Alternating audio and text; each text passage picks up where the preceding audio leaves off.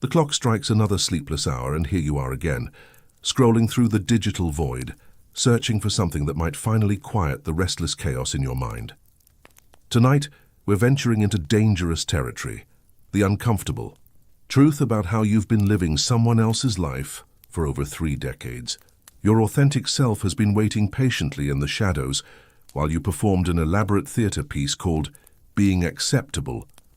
This isn't another self-help sermon promising instant transformation. This is for those who are tired of carrying ancient wounds disguised as strength, who've realized that their carefully constructed persona is suffocating the very soul they're trying to protect. If you're here at this ungodly hour, chances are you felt that gnawing sensation that something fundamental has been wrong, that you've been sleepwalking through a life that never quite felt like yours. Carl Jung once observed that the privilege of a lifetime is being who you are. Yet most of us spend our first 3 decades perfecting the art of being someone else. We construct elaborate masks, not out of deception, but out of a primal terror of being rejected for who we truly are. Your nervous system learned early that authenticity was dangerous, that love was conditional, that survival meant becoming what others needed you to be. So before you get comfortable, take a moment to like the video and subscribe, but only if you genuinely enjoy what I do here. And let me know in the comments where you're tuning in from and what time it is for you. It's always fascinating to see who's joining us from around the world, fellow insomniacs, deep thinkers, and those brave enough to examine their lives while the rest of the world sleeps. Adjust your volume, dim the lights, and ensure your ego is in airplane mode. You're no longer in your bedroom. You're about to enter the labyrinth of a psyche that's been wearing masks for so long, it forgot what its real face looks like. The good news, your authentic self is still alive beneath all that performance. The challenging news, excavating it, requires you to sit with some uncomfortable truths about how you've been living. This video is your invitation to stop being a supporting character in your own story. It's for those ready to confront the exhausting reality that they've been seeking approval from people they don't even respect, pursuing goals that feel hollow, and maintaining relationships that drain their life force. You've been so busy being good that you forgot to be real. Carl Jung understood something that modern psychology often overlooks. We don't just lie to others, we construct elaborate mythologies about ourselves. For the first third of our lives, we're essentially method actors who've forgotten we're performing. The persona, that carefully crafted social mask, becomes so sophisticated that we mistake it for our identity. We become trapped in our own performance, applauding ourselves for being exactly what everyone else needed us to be. Your persona wasn't born from vanity, it emerged from necessity. As a child, you quickly learned which behaviors earned love and which brought abandonment. Your nervous system catalogued every micro-expression of approval or disappointment from your caregivers, creating an internal database of safe ways to exist. You learned to be charming when chaos erupted, responsible when others were reckless, small when someone else needed to be big. These weren't conscious choices. They were survival strategies encoded into your cellular memory. The tragedy isn't that you created a persona. It's that you perfected it so thoroughly that you forgot it was temporary. What began as protection became a prison. You started believing your own performance, mistaking the applause for authentic connection, the approval for genuine love. Your real self, the one with messy emotions, unconventional dreams, and honest needs, was relegated to the shadows, deemed too risky to reveal. Consider this: how much of your daily energy goes toward maintaining an image that isn't even yours. How often do you catch yourself saying yes when every cell in your body is screaming no? How many relationships in your life would survive if you stopped being useful and started being truthful? These aren't comfortable questions, but they're necessary ones. The exhaustion you feel isn't from living. It's from the constant performance of being acceptable. Jung called this the provisional life, existing as if your real existence is somehow postponed, as if you're rehearsing for a show that never quite begins. You tell yourself that once you achieve certain milestones, earn enough validation, or finally fix whatever's wrong with you, then you'll be ready to live authentically. But authenticity isn't a reward for good behavior, it's the foundation upon which genuine life is built. The electromagnetic field of your heart. Yes, your heart generates a measurable electromagnetic field. is profoundly affected by the coherence between who you are and who you're pretending to be. When there's alignment, your field becomes coherent, powerful, capable of influencing your environment in ways that feel miraculous. When there's disconnection, your field becomes chaotic, attracting experiences that mirror your internal fragmentation. You've been broadcasting from a frequency that isn't yours, wondering why your manifestations feel hollow, why your relationships lack depth, why success tastes like cardboard. You're trying to create from the persona while your soul remains in exile. It's like trying to paint a masterpiece while wearing mittens. Technically possible, but you'll never access your true artistry.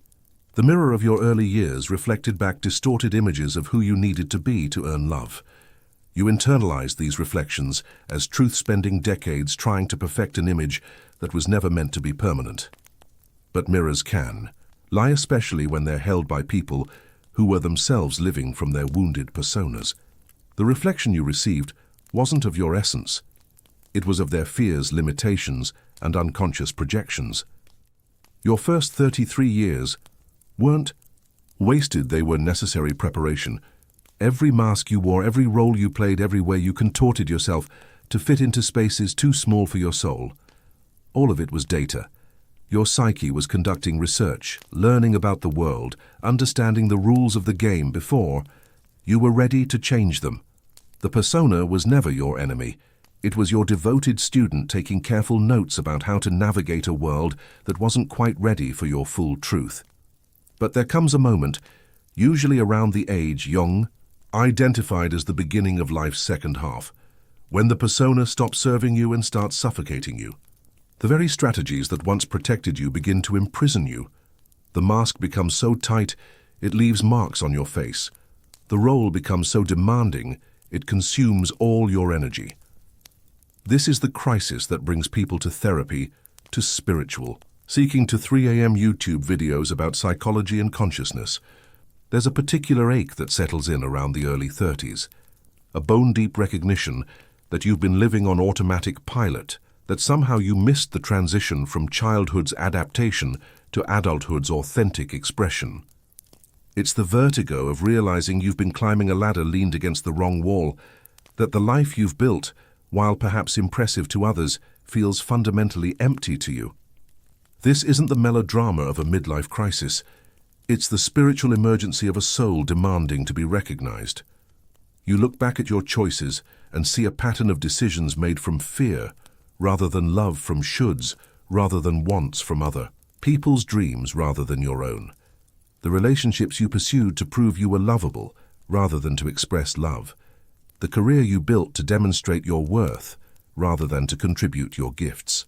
The goals you achieved to earn approval, rather than to honor your authentic aspirations. The neuroscience of regret is particularly cruel. Your brain creates elaborate neural pathways around experiences of disappointment and self-judgment strengthening. These connections each time you revisit them.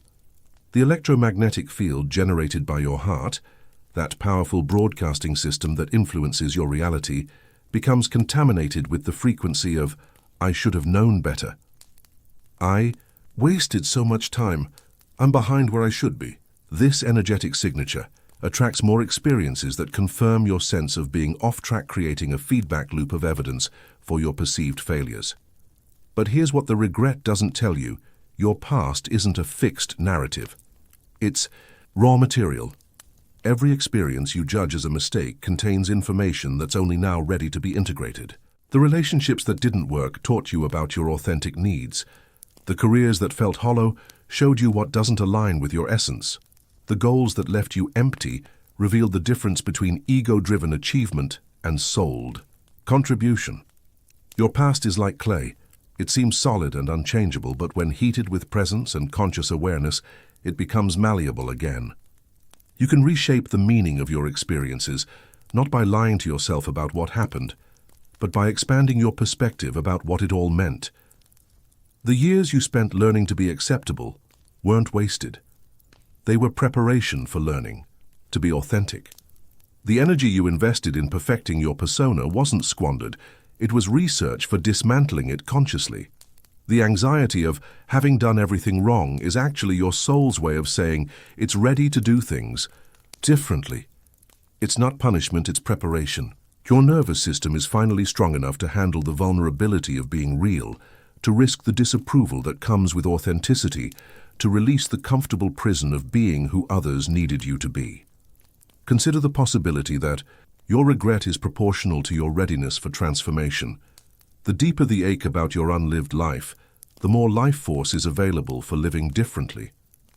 That restless energy that keeps you awake at night isn't torment, it's potential seeking expression. Your dissatisfaction isn't a problem to be solved, it's power to be directed. The spiritual technology of regret transformation involves a three-layered process that works with your nervous system's natural capacity for integration. First, there's the layer of image, allowing yourself to envision how your past might have unfolded differently, not to torture yourself with alternatives, but to activate neural pathways of possibility. This isn't fantasy, it's neuroplasticity, in action, creating new patterns that can influence your future choices. The second layer involves emotion, feeling the grief of unlived possibilities without drowning in it, allowing the sadness to move through you like weather through an open landscape. This isn't wallowing, it's completion.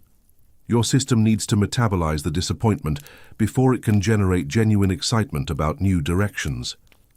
The third layer is breath, using conscious breathing to shift your nervous system from the past-focused state of regret to the present-focused state of possibility. When you breathe with awareness, you anchor yourself in the only moment where change is actually possible right now. Your unlived life isn't gone, it's composting. Every dream you deferred, every authentic impulse you suppressed, every moment you chose safety over truth, all of it is becoming fertilizer for what wants to emerge now. The person you were afraid to be then is available to be embodied now.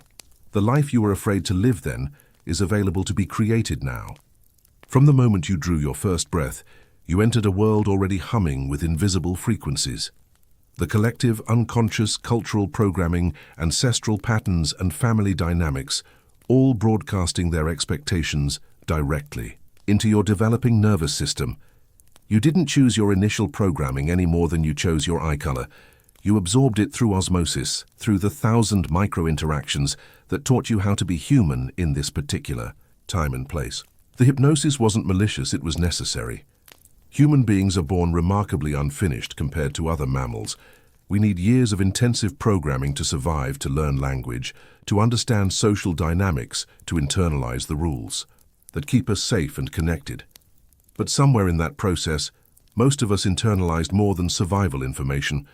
We absorbed entire identity templates complete with beliefs about what's possible, what's acceptable, and what we deserve. You learned not just how to speak, but what was safe to say. Not just how to think, but what thoughts were welcome. Not just how to feel, but which emotions were acceptable and which needed to be hidden. This programming ran so deep that you mistook it for your own preferences, your own values, your own choices. You became a master at wanting what was expected of you, at pursuing goals that felt important, because everyone said they were important. The tragedy of social hypnosis is that it works by making you forget you're hypnotized. You don't question the programming because you can't see it. You don't rebel against the limitations because they feel like your own choices. You don't recognize the cage because you built it from the inside, using materials handed to you by well-meaning people who were themselves products of the same system. Consider how much of your self-image came from other people's projections. Your parents, wrestling with their own unhealed wounds, unconsciously cast you in roles designed to meet their emotional needs or resolve their inner conflicts. You might have become the achiever, the peacemaker, the rebel, the invisible one. Not because these roles reflected your essence, but because they served the family system's unconscious needs for balance. Teachers, peers, media, religious institutions, all added layers to your programming, each with their own agendas about who you should become. The quiet child learned to believe they were antisocial. The sensitive child learned to see their empathy as weakness. The creative child learned to view their imagination as impractical. The questioning child learned to interpret their curiosity as disrespect. These weren't conscious conspiracies, they were unconscious transmissions from people who were themselves. Programmed to value conformity over authenticity, productivity over presence, image over truth. The hypnosis perpetuated itself through generations, each unconscious parent passing along the limitations they had never questioned in themselves. The awakening from social hypnosis often begins with a simple recognition. This doesn't feel like me. It might happen during a promotion that leaves you empty, a relationship that demands you be smaller than you are, or a success that tastes like cardboard. Something in you starts to whisper that you've been living someone else's life, pursuing someone else's dreams, solving someone else's problems. This awakening can be disorienting because your entire identity has been built around the programming. Who are you without the roles you've been playing? What do you actually want when you strip away what you've been taught to want? The process of deprogramming requires you to question everything you've taken for granted about yourself, to separate your authentic impulses from your conditioned responses. Neville Goddard called this the sleep of the world, the trance state in which most people live, believing themselves to be awake while actually being profoundly unconscious of their own creative power. The person walking through life feeling victimized by circumstances is like someone having a nightmare fighting against dream characters they themselves are creating. The awakening involves recognizing that you are the dreamer, not just the character in the dream. But awakening doesn't mean rejecting everything you learned. It means becoming conscious of what you inherited so you can choose what to keep and what to release. Some of your programming serves you, some of it restricts you. The goal isn't to become an isolated individual with no connection to collective wisdom, but to become a conscious participant in the human experience rather than an unconscious victim of it. The process of awakening requires tremendous compassion for yourself and for those who programmed you. They weren't malicious, they were unconscious. They passed along what they had received, filtered through their own wounds and limitations. The parents who taught you to be small were probably taught the same thing. The culture that values performance over presence is itself a product of centuries of conditioning around survival and competition. Your job isn't to judge the programming, but to outgrow it.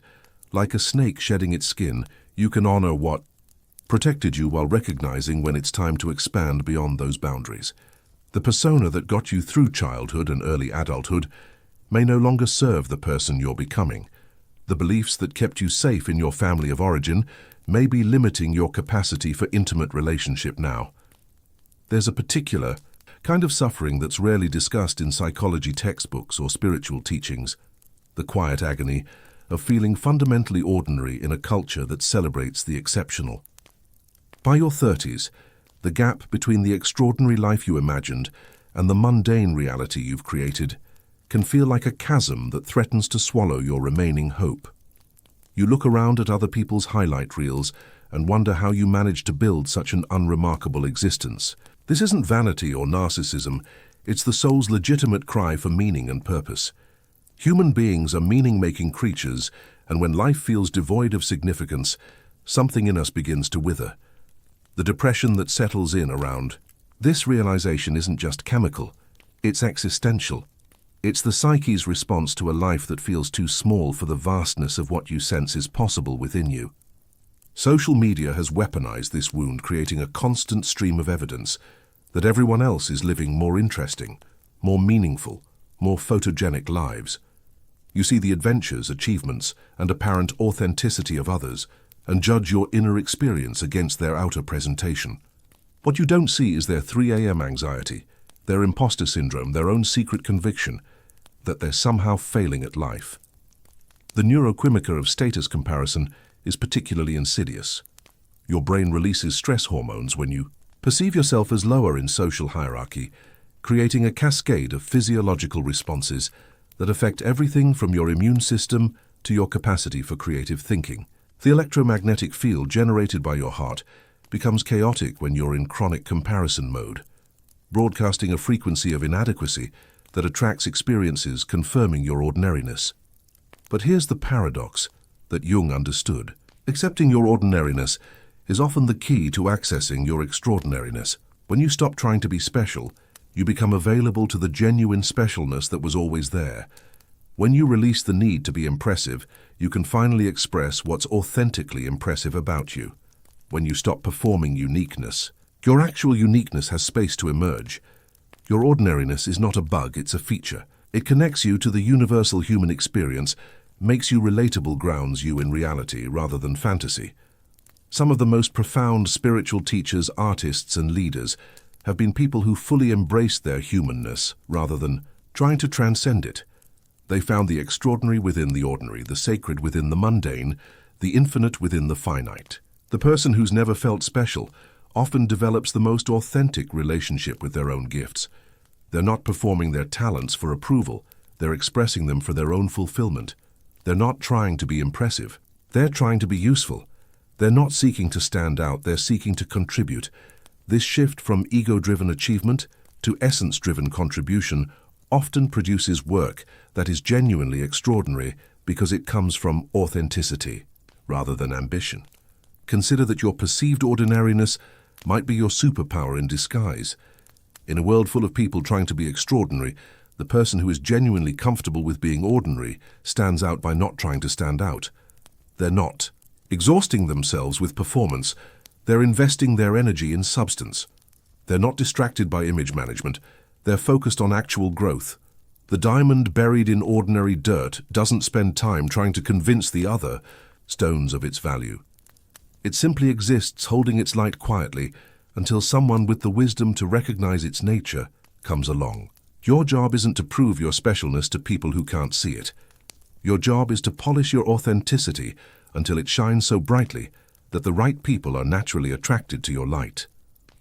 The spiritual practice of embracing ordinariness involves a fundamental shift in how you define worth. Instead of measuring yourself against external achievements or comparisons to others, you begin to value your inner development, your capacity for love, your contribution to the people whose lives you touch directly. You stop trying to be famous and start trying to be faithful to your values, your relationships, your authentic self. Your ordinariness is the soil from which your genuine extraordinariness grows. Every moment you spend judging yourself for not being special enough is energy diverted from becoming who you actually are. Every thought you invest in comparing yourself to others is attention stolen from your own development. Every emotion you waste on feeling inadequate is life force that could be channeled into creating something meaningful. The relief of accepting your ordinariness is profound. You can finally stop the exhausting performance of trying to be impressive and start the fulfilling work of being authentic. You can release the pressure to have it all figured out and embrace the humility of still learning. You can let go of the need to be perfect and accept the beauty of being human. In a culture addicted to stimulation, boredom has become a kind of forbidden state, something to be immediately relieved with scrolling, streaming, shopping, or any other distraction available. But what if boredom isn't a problem to be solved, but a portal to be entered? What if the discomfort you feel in unstimulated moments isn't emptiness, but the sound of your soul trying to communicate with you beneath the noise of constant input? Boredom is the pause between thoughts where your authentic self lives. It's the space where your genuine desires emerge, where your real priorities clarify themselves, where your next authentic action reveals itself. But you've been taught to fear this space, to fill it immediately with something, anything, that will distract you from the vulnerability of simply being with yourself without entertainment. The dopamine system that once helped humans survive in dangerous environments now works against your spiritual development. Your brain, designed to seek novelty as a survival mechanism, has been hijacked by digital stimulation that provides constant hits of pleasure without any real satisfaction. You've become addicted to the sensation of getting without ever being fulfilled by what you receive. This addiction to stimulation creates a kind of vibrational static that interferes with your ability to receive information from your deeper intelligence. Your intuition speaks in whispers that can only be heard in silence. Your creativity emerges from emptiness, not fullness. Your authentic desires surface in spaciousness, not in the crowded landscape of constant input. By avoiding boredom, you're essentially avoiding contact with your own inner wisdom. The ancient Taoists understood that emptiness wasn't vacant, but pregnant with possibility. The space inside a bowl is what makes it useful. The silence between notes is what makes music possible. The pause between breaths is where life actually happens. This isn't philosophical poetry, it's practical wisdom about how consciousness actually functions. When you sit with boredom without immediately escaping, something remarkable happens. The initial discomfort gives way to a kind of settling like sediment in stirred water, gradually sinking to the bottom. Your nervous system begins to downregulate from its habitual state of overstimulation. Your brain waves shift from the beta, frequency of constant thinking, to the alpha frequency of relaxed awareness. In this state, your electromagnetic field becomes coherent rather than chaotic. Instead of broadcasting the scattered frequency of someone constantly seeking external stimulation, you begin to emanate the powerful frequency of someone who is genuinely content with their own presence. This shift in your energetic signature changes what you attract into your life. People and opportunities that match your inner peace begin to appear, while the drama and chaos that thrived on your inner fragmentation naturally fall away. The practice of conscious boredom involves deliberately creating spaces in your life where no input is allowed. No music, no podcasts, no books, no conversations, no activities. Just you sitting with the discomfort of being unstimulated, breathing. Through the anxiety that arises when your addictive patterns aren't being fed. This isn't meditation in the traditional sense, it's more like fasting from stimulation. In these moments of chosen emptiness, you begin to hear the voice that's been trying to reach you beneath all the noise. It might be the recognition of what you actually want to create with your life. It might be the clarity about which relationships are nourishing you and which are draining you. It might be the insight about why you've been feeling so restless, so unsatisfied, despite having achieved what you thought you wanted. Your capacity to tolerate boredom is directly related to your capacity to create from authenticity rather than react from conditioning. The person who can't sit with emptiness can't create from fullness. The person who must constantly consume input can't generate original output. The person who's addicted to external stimulation can't access the far more profound stimulation of their own creative potential. The deepest insights don't come from consuming more information, but from digesting what you already know. The most creative solutions don't emerge from researching what others have done, but from sitting quietly with your own challenges until novel approaches arise. The most satisfying relationships don't come from constantly adding new people to your life, but from deepening your connection with the people already in it. Boredom is your birthright as a human being. It's the natural state from which authentic action emerges. Children know this instinctively. When they complain of being bored, they're actually preparing to create something. Adults have been taught to fear this preparatory state, to fill it immediately with predetermined activities, rather than allowing it to give birth to spontaneous inspiration. The spiritual technology of boredom involves learning to recognize the difference between empty boredom, the restless seeking for something to fill the void, and pregnant boredom, the spacious awareness in which new possibilities can emerge. Empty boredom feels anxious, scattered, urgent. Pregnant boredom feels calm-centered, patient. One is the absence of stimulation, the other is the presence of potential. Your 30s arrive with a peculiar form of psychological terrorism, the sudden awareness that time is finite, combined with the panicked feeling that you're running out of it. This creates a dangerous cocktail of urgency that masquerades as motivation, but actually sabotages the very growth you're trying to achieve. You begin to approach your life like it's a business problem, to be solved through better systems, more efficiency, more optimization. But consciousness doesn't respond to pressure the way a project deadline does. The urgency to compensate for lost time generates a form of vibrational tension that actually repels the experiences you're trying to attract.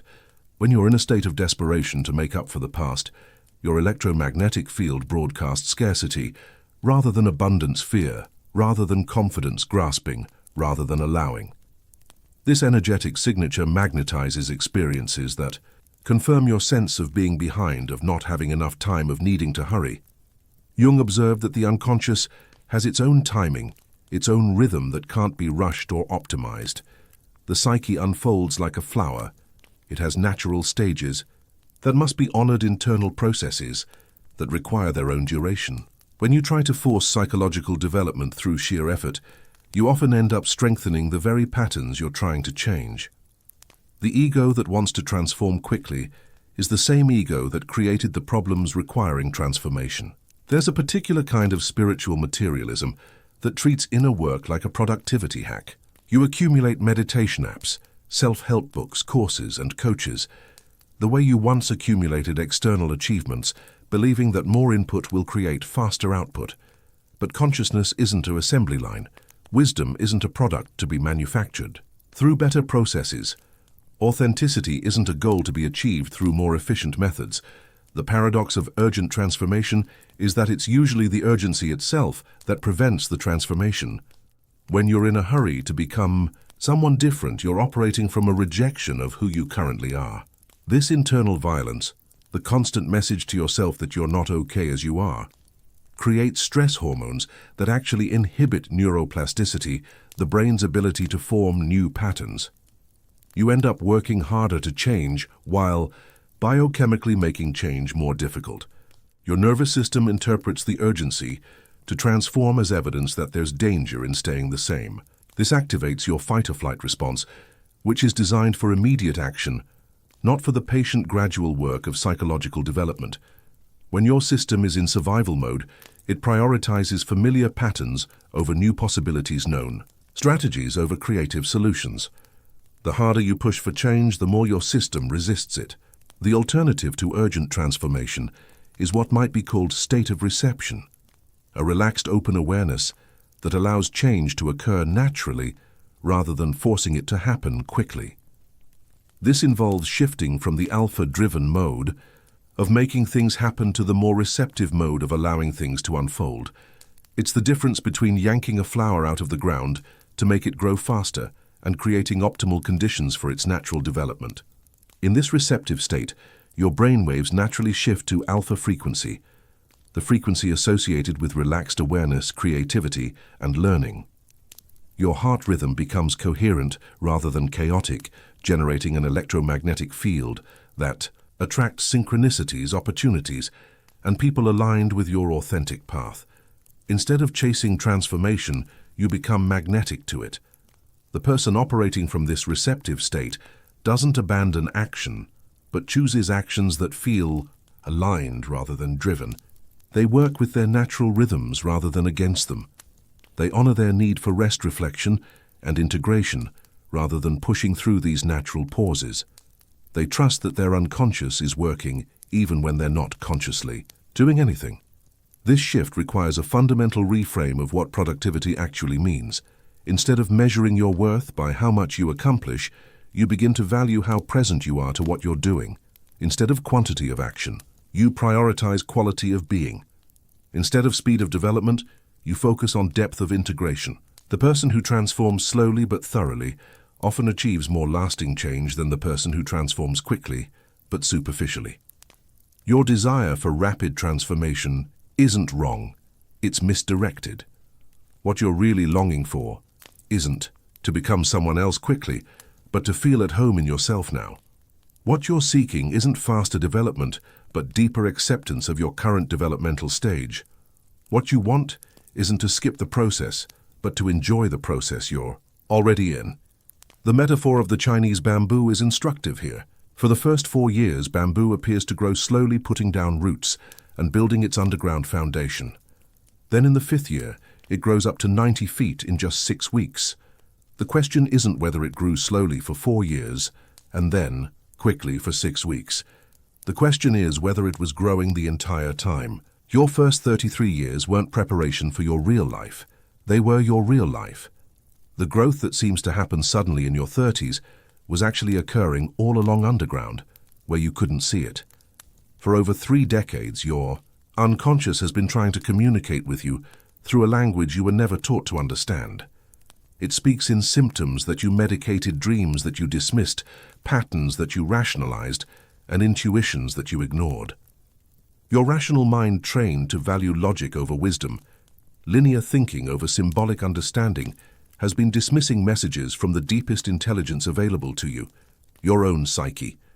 Jung called this the language of the unconscious, a symbolic communication system that operates through images, emotions, synchronicities, and bodily sensations rather than words and logical concepts. Your unconscious doesn't send you memos, it sends you metaphors. It doesn't argue with your conscious choices. It simply creates experiences that mirror your internal conflicts back to you until you're ready to see them. That recurring dream about being chased your psyche, trying to show you what you're running from in waking life, the pattern of attracting partners who are emotionally unavailable, your unconscious reflecting back your own unavailability to yourself, the job that pays well but leaves you feeling empty, your soul's way of demonstrating the cost of betraying your authentic values for external security. Every symptom is a symbol, every pattern, a parable, every repetition, a teaching story that your unconscious is telling you about some aspect of yourself that needs attention. But you've been trained to treat symptoms as problems to be eliminated, rather than messages to be understood. You medicate the anxiety instead of asking what it's trying to protect you from.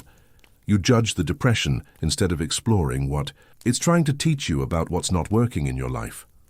The synchronicities that you've dismissed as coincidences are actually your unconscious orchestrating your external reality to mirror your internal development. The book that falls off the shelf at exactly the moment you need its message. The conversation you overhear that contains precisely the insight you've been seeking. The opportunity that appears just when you're ready to step into a new version of yourself. These aren't random events, they're your psyche's way of confirming that you're on the right track. Your body has been your unconscious's most reliable messenger, storing emotional information in your muscles, organs, and nervous system. That chronic neck tension. It might be carrying the weight of responsibilities that aren't truly yours. The digestive issues that have no clear medical cause. They could be your system's way of saying you're having trouble processing certain emotional experiences. The insomnia that brings you to videos like this. Perhaps your psyche's insistence that you stay conscious for inner work that can only happen in the quiet hours. The process of learning to dialogue with your unconscious involves developing what Jung called active imagination, the ability to engage with the symbolic material that emerges from your psyche as if it were a conversation partner rather than random noise. This might involve working with your dreams as if they were personal mythology, paying attention to the metaphors that spontaneously arise in your thoughts, or noticing the symbolic themes that repeat in your life experiences. When you begin to listen to your unconscious with respect rather than dismissal, something remarkable happens. The communication becomes clearer, more frequent, more obviously helpful. It's as if your psyche, after years of being ignored, suddenly realizes it has your attention and begins to speak more directly. The insights come more readily. The guidance becomes more specific. The synchronicities multiply. This isn't magical. Thinking it's psychological sophistication. You're learning to access information from the 95% of your mental processing that happens below conscious awareness. You're tapping into the vast intelligence that's been monitoring your environment, processing your experiences, and generating creative solutions while your conscious mind was busy with its daily tasks. The unconscious is not the enemy of consciousness, but its most valuable ally. It's not the primitive, chaotic force that Freud sometimes portrayed, but the wise, creative intelligence that Jung recognized. It holds your unlived potential, your suppressed gifts, your authentic desires, and your deepest wisdom. Learning to dialogue with it is like gaining access to your own personal oracle, one that's been trying to guide you toward your most fulfilling life for decades. Your rational mind is excellent at analyzing information that's already available, but your unconscious is constantly picking up on patterns, possibilities, and connections that haven't yet reached conscious awareness. It knows things your conscious mind hasn't figured out yet. It sees solutions your logical thinking hasn't considered. It recognizes opportunities your analytical mind would dismiss as impossible. The integration of conscious and unconscious awareness doesn't make you less rational. It makes you more intelligent. You still use logic and analysis, but you complement these with intuition and symbolic understanding. You still make conscious choices, but you make them with access to more complete information. You still take deliberate action, but you align that action with wisdom rather than just willpower.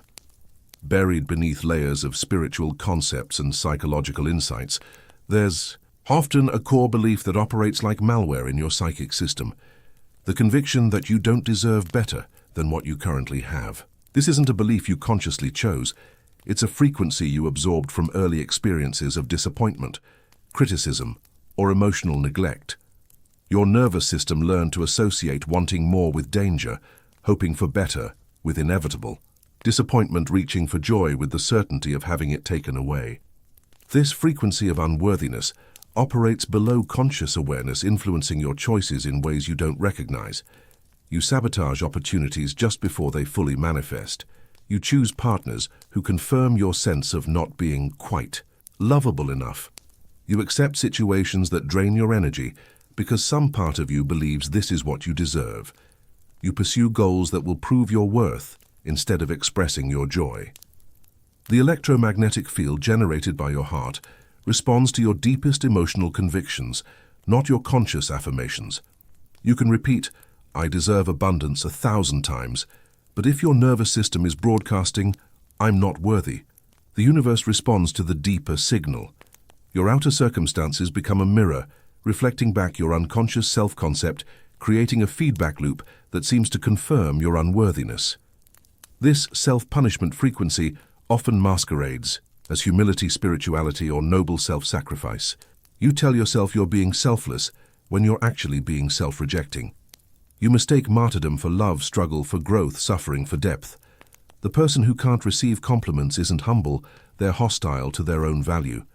The person who constantly gives without receiving isn't generous, they're reinforcing their belief that their needs don't matter. Your worthiness isn't something you earn through good behavior, spiritual practice, or achievement. It's your birthright as a conscious being.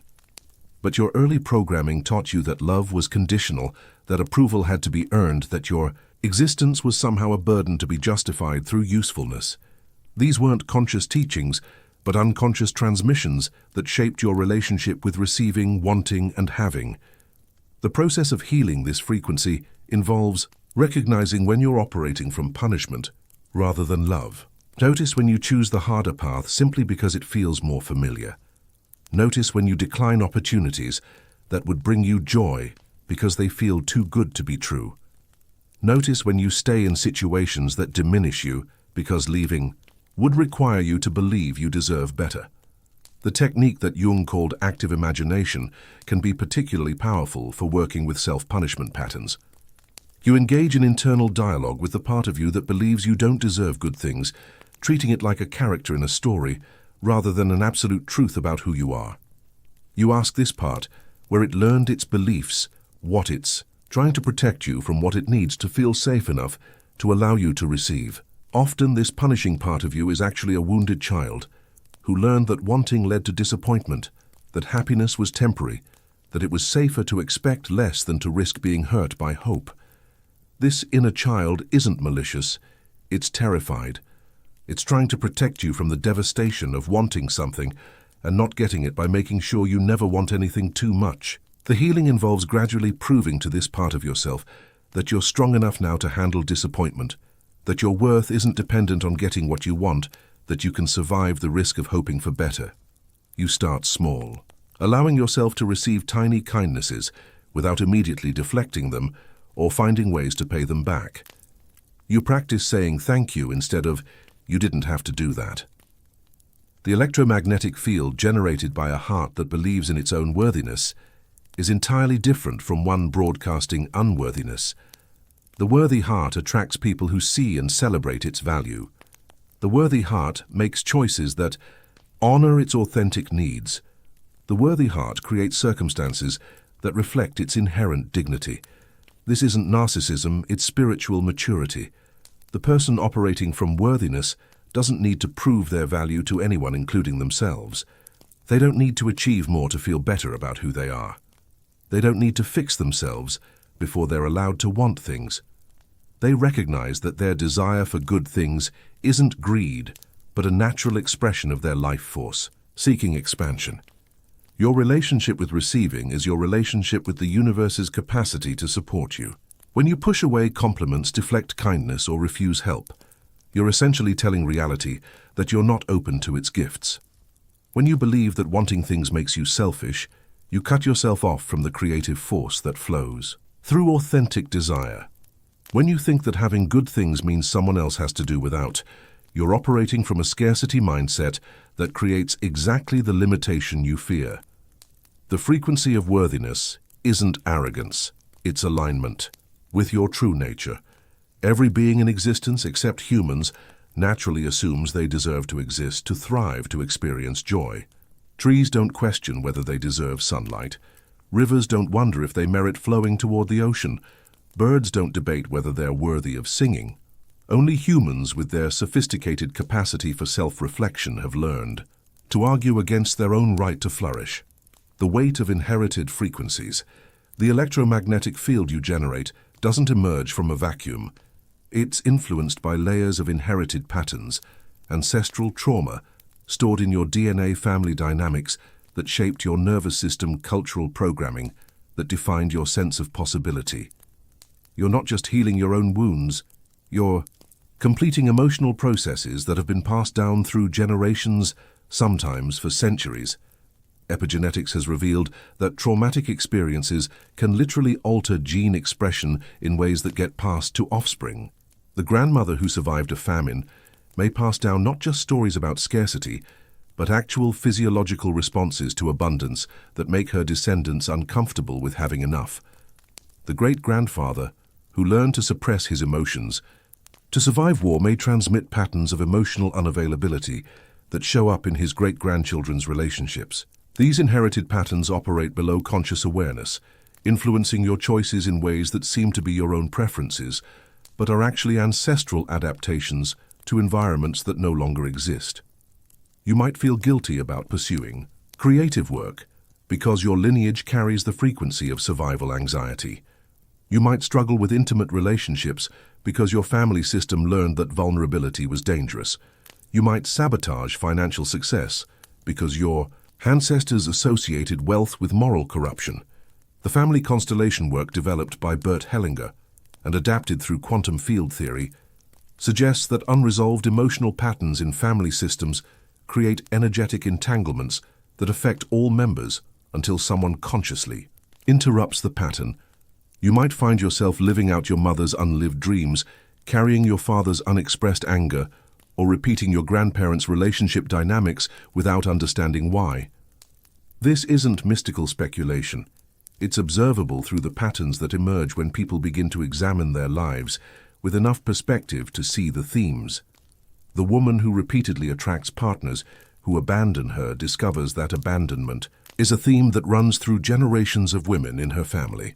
The man who can't seem to accumulate wealth realizes that financial anxiety has been passed down through a lineage of people who survived multiple economic catastrophes. The work of healing inherited patterns involves developing what might be called systemic awareness, the ability to see yourself not just as an individual making personal choices, but as part of a larger system working to resolve patterns that began long before you were born. This perspective doesn't diminish your personal responsibility. It expands your understanding of what you're actually responsible for. When you begin to heal inherited patterns, something remarkable happens. The work you do to free yourself from ancestral limitations actually sends healing energy backwards and forwards through your lineage. The woman who learns to receive love without suspicion helps heal the pattern of relational trauma that affected her mother and grandmother. The man who develops healthy boundaries interrupts the pattern of emotional enmeshment that has plagued his family for generations. This isn't magical thinking, it's field theory applied to human consciousness. When you change your electromagnetic signature, you influence the morphic field of your family system. The patterns that seemed fixed and inevitable begin to shift. Relationships that were stuck in old dynamics suddenly have space for new possibilities. Family members who seemed incapable of growth begin to surprise you with their capacity for change. The process often involves what feels like energetic grief work, mourning not just your own losses, but the losses your ancestors never had the luxury of processing. You might find yourself crying for the grandmother who never got to pursue her artistic dreams, the grandfather who never learned to express affection, the great-aunt who died in childbirth. This isn't dwelling in the past, it's completing emotional processes that your family system needs to move forward. Sometimes the healing involves symbolically returning gifts that were never yours to carry. The daughter who has been unconsciously carrying her mother's depression can visualize giving that emotional burden back with love, saying something like, "This belongs to you, Mum. I honor your struggle, but this is not mine to carry." The son who has been living out his father's unlived potential can consciously choose his own path while blessing his father's journey. The liberation from inherited patterns doesn't mean rejecting your heritage or blaming your ancestors. It means becoming conscious of what you've inherited so you can choose what to carry forward and what to transform. You can honor your lineage while refusing to be limited by its wounds.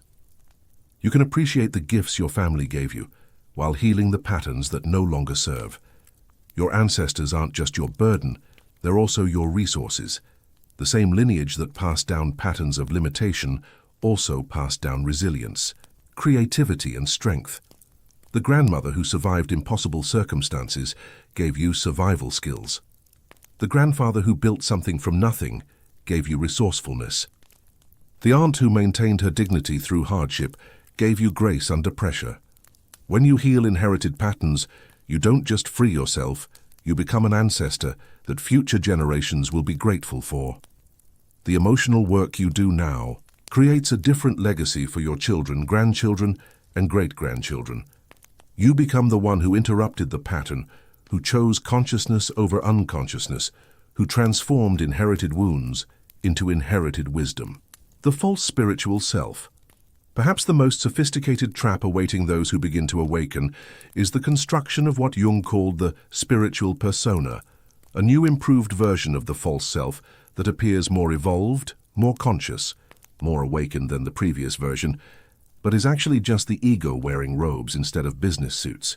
This spiritual ego is often more resistant to genuine transformation than the ordinary ego, because it's convinced of its own enlightenment. The spiritual ego loves to accumulate experiences, insights, and practices the way the material ego accumulates possessions, achievements, and status. It collects meditation retreats, workshop certificates, guru affiliations, and spiritual vocabulary as evidence of its superiority over those who are still sleeping.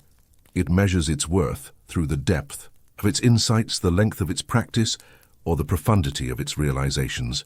This false spiritual self often emerges when someone begins to taste the relief of dropping their ordinary masks and mistakenly believes that constructing a spiritual mask is the same as living without masks. They learn the language of consciousness, awakening and transformation, but use it to create a new identity rather than to dissolve identification altogether. They become attached to being the person who has transcended, attachment identified with being the one who has dropped identification. The spiritual persona is particularly seductive because it feels so much better than the ordinary ego. It's more peaceful, more loving, more wise, but it's still a performance, still a way of avoiding the vulnerability of simply being human, without any special identity to protect. The person operating from spiritual ego is still seeking validation, still comparing themselves to others, still avoiding aspects of themselves they find unacceptable. Jung understood that genuine individuation requires integrating the shadow, not transcending it. The shadow contains not just your negative qualities, but also your authentic power, your genuine emotions, your real desires, everything that was deemed unacceptable by your family culture or spiritual community. The person trying to be all, light is often the most dangerous because they have no conscious relationship with their own darkness. The spiritual bypassing that characterizes the false spiritual self involves using spiritual concepts to avoid psychological work. Instead of feeling and processing anger, they focus on forgiveness. Instead of setting boundaries, they practice acceptance. Instead of addressing their needs in relationships, they talk about unconditional love. They use spirituality as a way to avoid the messy work of being human. This bypassing creates a split between the person's spiritual ideals and their lived experience. They meditate for hours, but still lose their temper with their family.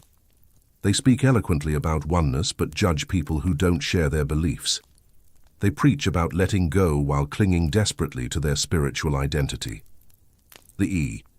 Gap between their spiritual concept of themselves and their actual behavior creates a kind of internal violence that eventually must be addressed. The genuine spiritual path involves what Jung called holding the tension of opposites, being spiritual and human transcendent, and incarnate, peaceful and fierce when necessary. It means embracing your enlightenment and your neuroses, your wisdom and your ignorance, your love and your selfishness. It's not about becoming a perfect spiritual being. It's about becoming a whole human being. The person who has integrated their spiritual and psychological development doesn't need to prove their awakeness to anyone. They're not performing consciousness, they're living it. They're not trying to be impressive with their insights. They're being useful with their presence. They don't need to talk about their spiritual practice because it's evident in how they treat the checkout clerk, how they respond to criticism, how they handle disappointment. True spiritual maturity often looks surprisingly ordinary from the outside. The genuinely awakened person might seem less special, not more, because they've stopped trying to be special. They've dropped the performance of being evolved and simply become available to whatever life requires of them in each moment. Their spiritual practice serves their humanity rather than trying to escape it. The process of dismantling the spiritual ego requires the same ruthless honesty that's needed to dismantle any ego structure. You have to be willing to see where you're still performing, still seeking validation, still avoiding uncomfortable truths about yourself. You have to catch yourself using spiritual language to manipulate outcomes, spiritual concepts, to avoid emotional work, spiritual identity, to feel superior to others. This doesn't mean rejecting spirituality, but rather maturing into a spirituality that serves life rather than seeking to escape it. Your meditation practice becomes a way to show up more fully to your relationships rather than a way to avoid their challenges. Your spiritual insights become tools for serving others rather than weapons for judging them. Your awakening becomes a foundation for deeper engagement with the world rather than a reason to withdraw from it. The integrated spiritual person has learned to hold their enlightenment lightly. They know that consciousness is not an achievement, but a gift. Not a destination, but a journey, not an identity, but a way of being. They've stopped trying to maintain a spiritual image and started trying to maintain moment-to-moment awareness. They've traded the exhausting work of being special for the fulfilling work of being present. Manifestation as coherent frequency. The popular understanding of manifestation often reduces it to a kind of cosmic shopping list. Think positive thoughts, visualize what you want, and the universe will deliver it like some kind of metaphysical Amazon service. But the actual mechanics of manifestation are far more sophisticated and have more to do with the coherence of your electromagnetic field than the content of your thoughts. Your heart generates an electromagnetic field that extends several feet beyond your body and is measurably stronger than the field generated by your brain. This field carries information about your emotional state, your level of inner coherence, and the alignment between your conscious desires and your unconscious beliefs. When this field is coherent, when your thoughts, emotions, and actions are aligned, it becomes remarkably powerful at organizing your reality around your authentic intentions. The problem with most manifestation attempts is that they're generated from the mind while the heart remains conflicted. You visualize abundance while your nervous system broadcasts scarcity.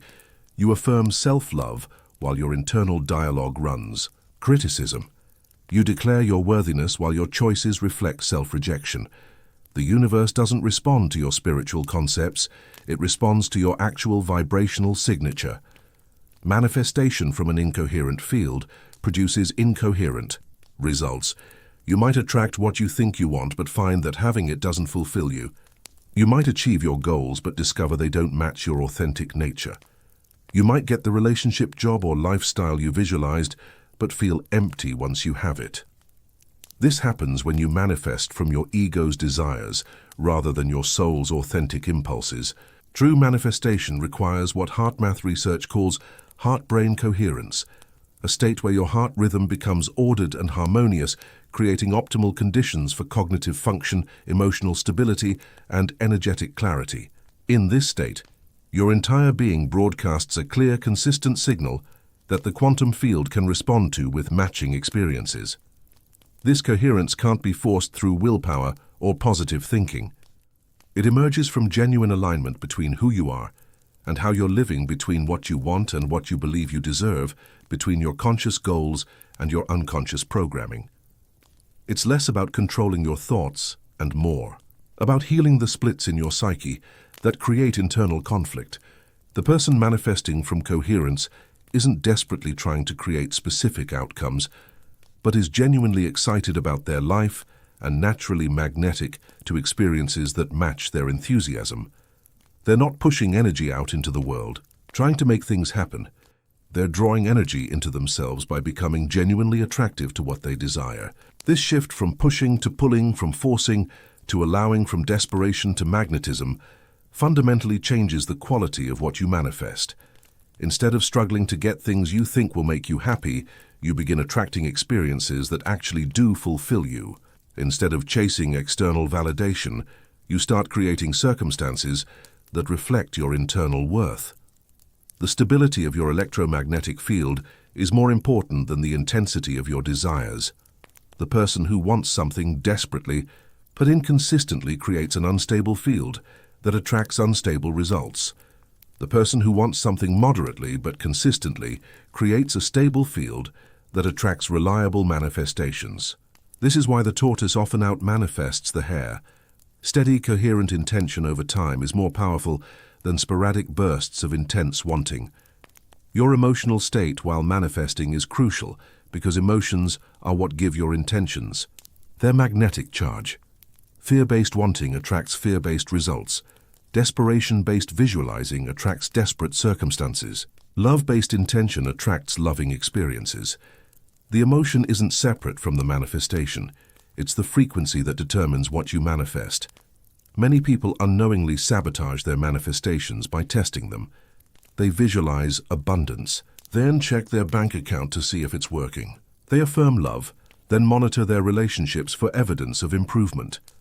This testing creates a split between the energy of having and the energy of lacking, generating an incoherent field that produces mixed results. The most powerful manifestations often occur when you've genuinely let go of needing them to happen. This isn't spiritual bypassing or pretending you don't want what you want. It's reaching a state of such internal fullness that your desires become preferences rather than needs, creativity rather than compensation, expression rather than acquisition. The metaphor of the bamboo plant applies here as well. You plant the seed of intention, water it with consistent attention, and trust the underground growth process without constantly digging up the seed to check its progress. The manifestation develops in its own timing, often in ways that are more sophisticated and beneficial than what your limited perspective could have imagined. When manifestation is working correctly, it doesn't feel like magic, it feels like synchronicity. Opportunities appear that align with your authentic path. People enter your life who support your real growth. Resources become available that enable your genuine contribution. The right doors open at the right time because your field has become coherent enough to recognize and magnetize what truly serves your development. The authentic life. Hidden underperformance. After decades of performing, acceptability, authenticity can feel terrifyingly vulnerable. You've become so skilled at reading rooms, anticipating needs, and adjusting your personality to meet external expectations that the prospect of simply being yourself feels like standing naked in a blizzard. But the exhaustion you feel from constant performance is your soul's way of demanding liberation from the prison of others' projections. Your authentic self isn't a project to be completed, but a reality to be uncovered. It's not something you need to create, but something you need to stop hiding. Underneath all the masks, adaptations, and performances, there's a frequency that is uniquely yours, a way of being in the world that feels effortless, because it's not effortful, natural, because it's not constructed magnetic, because it's not trying to attract anything. This authentic frequency gets buried under layers of shoulds that accumulate like sediment over the years. You should be more social, more ambitious, more spiritual, more successful, more grateful, more disciplined. Each should is a rejection of some aspect of your natural way of being, a demand that you be different from who you actually are. The weight of these accumulated rejections eventually becomes unbearable. The process of authenticity isn't about expressing every impulse or becoming narcissistically self-absorbed. It's about learning to distinguish between the voice of your genuine nature and the voices of your conditioning. Your authentic self has preferences, boundaries, gifts, and limitations that are simply facts about who you are, rather than problems to be solved or qualities to be improved. When you begin to live from authenticity, some relationships will strain or end. This isn't a bug, it's a feature. The people who are attracted to your performance may not be interested in your reality. The connections based on who you pretended to be can't survive who you actually are. This pruning process, while painful, makes space for relationships based on genuine resonance rather than unconscious contracts. Your authentic nature has its own intelligence, its own timing, its own way of creating value in the world. When you trust this intelligence, rather than trying to override it with strategies and systems, your life begins to organize itself around what actually fulfills you, rather than what you think should fulfill you. Work becomes expression rather than obligation. Relationships become nourishment rather than performance. Goals become natural extensions of your growth, rather than external validations of your worth. The person living authentically doesn't need to announce their authenticity because it's evident in their presence. They're not trying to be impressive, they're simply being honest. They're not performing uniqueness, they're expressing their natural distinctiveness. They're not seeking attention, they're offering their genuine gifts. Their energy is consolidated rather than scattered, because they're not maintaining multiple versions of themselves for different audiences. Authenticity often looks surprisingly ordinary, because it's not trying to look like anything. The genuinely authentic person might seem less dramatic, less intense, less interesting than their performed version, because they've stopped using their personality as entertainment. They've traded the exhausting work of being fascinating for the fulfilling work of being real. This shift from performance to authenticity requires tremendous courage, because it means risking rejection for who you actually are rather than who you pretend to be. It means disappointing people who have become invested in your false self. It means giving up the control that comes from managing your image and accepting the vulnerability of being seen. But the energy that gets liberated when you stop performing is extraordinary. All the life force that was going into maintaining masks becomes available for creating loving and contributing. All the attention that was focused on image management becomes available for presence. All the emotional energy that was invested in being acceptable becomes available for being alive. The authentic life isn't perfect, it's real. It includes mistakes, awkwardness, failure, and growth. It includes seasons of expansion and seasons of contraction, moments of clarity and moments of confusion, experiences of connection and experiences of solitude. But it's yours in a way that the performed life never was. Your authentic nature is not just your personality quirks or your individual preferences. It includes your soul's unique way of processing life, your particular gifts for contributing to the world, your specific assignment in the larger human story. When you live authentically, you're not just being yourself, you're fulfilling your part in the cosmic curriculum. The world needs your authentic contribution, not your performed perfection. It needs your real questions, not your fake answers. It needs your genuine struggles, not your spiritual pretenses. It needs your actual gifts, not your imitated talents. The part of you that you've been hiding may be exactly what the world is waiting for. Entering life's second act at 33. Carl Jung observed that life has two distinct halves, with different purposes and different challenges. The first half is about building an ego, establishing an identity, achieving goals, and finding your place in the collective. The second half is about dismantling the ego's dominance, discovering your authentic nature, and contributing your unique gifts to the world. The transition between these phases often occurs around age 35, but can begin as early as the late 20s or early 30s. This transition is rarely smooth or obvious. It often begins with a vague sense of dissatisfaction, despite external success, a feeling that the life you've built doesn't quite fit the person you're becoming. The goals that once motivated you begin to feel hollow. The relationships that once satisfied you begin to feel constraining. The identity you worked so hard to establish begins to feel like a costume you're tired of wearing. This isn't ingratitude or depression, it's development. Your psyche is outgrowing the container of your first half of life identity and demanding more space, more authenticity, more meaning. The discontent you feel isn't a problem to be solved, but a signal to be heeded. It's your soul's way of saying that the apprenticeship phase of your life is ending, and the mastery phase is beginning. The second half of life requires different skills than the first half. Where the first half emphasized adaptation, the second half demands authenticity. Where the first half focused on accumulation, the second half prioritizes contribution. Where the first half was about proving yourself, the second half is about being yourself.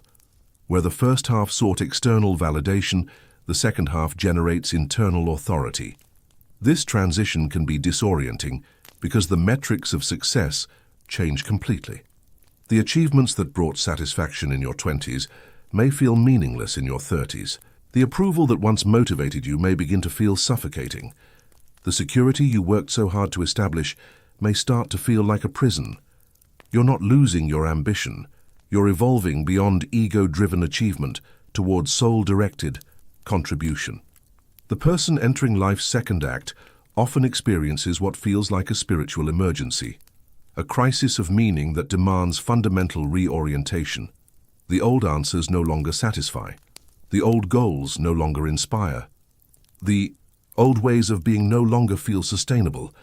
This crisis isn't a breakdown, it's a breakthrough waiting to happen. It's the psyche's way of making space for a more authentic way of living.